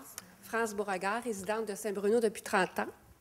Alors, quand j'avais présenté le plan directeur des pistes cyclables, j'aurais une question. Est-ce que je comprends que vous allez relier là, avec les autres villes? J'en suis très contente.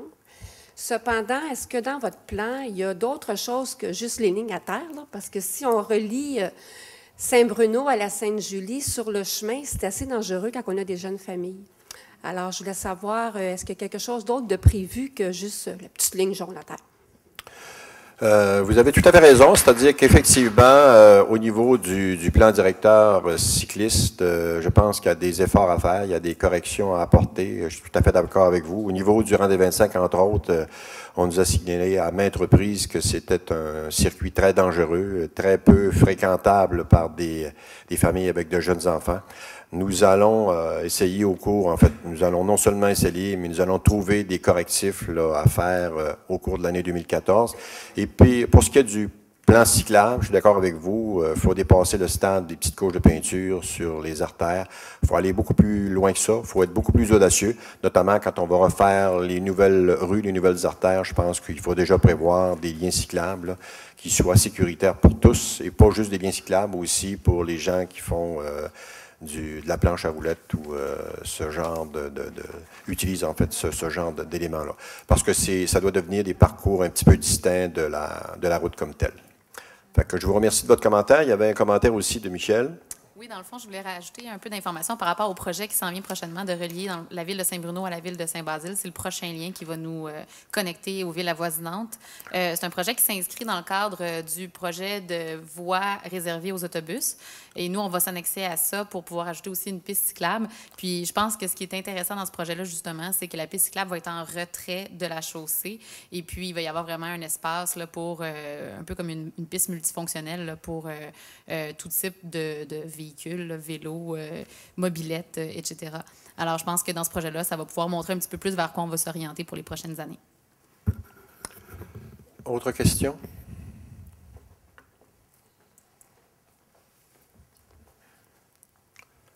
Bonsoir. Yvon Léveillé. J'ai une question sur le budget.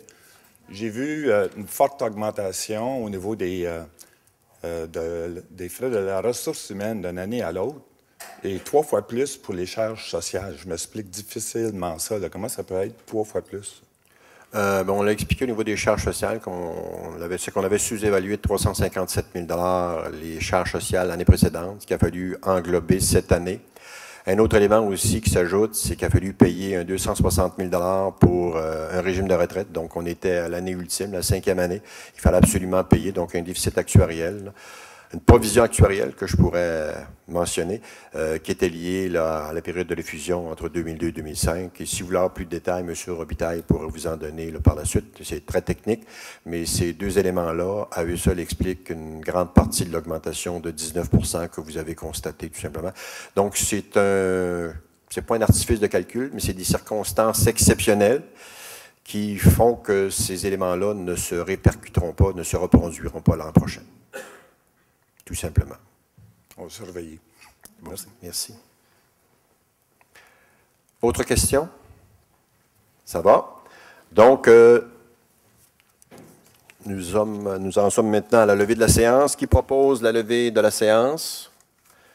Isabelle, appuyée par Martin Guevremont. Donc, nous passons maintenant à l'ouverture de la deuxième séance extraordinaire de ce soir, qui porte sur le règlement imposant les taxes foncières et sur un avis de motion.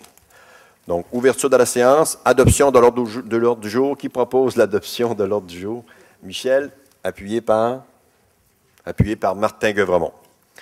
Donc, adoption du règlement 2013-17 imposant les taxes foncières, compensations et tarifs pour l'exercice financier 2014. Simplement préciser que, bien sûr, nous avons adopté un budget, mais relié à ce budget-là, il doit y avoir des augmentations au niveau des taxes, des tarifs et des différentes compensations pour qu'on puisse obtenir les revenus qui sont prévus au budget. Donc, qui propose? Est-ce qu'il y a des commentaires, des questions? Ça va. Qui propose l'adoption? Jacques, appuyé par Michel Archambault.